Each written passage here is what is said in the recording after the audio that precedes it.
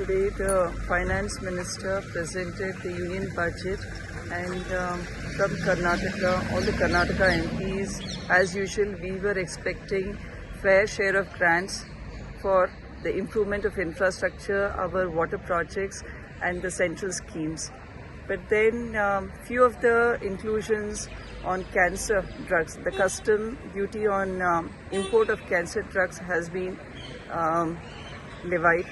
But then there are many challenges wherein we see that the entire health care, the health infrastructure, when we look at the PHCs, our community health centers and our district hospitals, we look at the addition of colleges and increase in the number of students.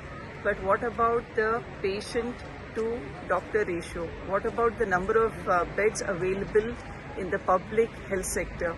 These are also challenges, and then implementation of all the government health schemes at grassroots. So all these challenges are to be faced, and the budget allocation for implementing these projects should also be a concern, which the Finance Minister and the Union Budget has completely failed in allocating to Karnataka and many other states. It's only a Bihar state budget and not the Union Budget, according to me.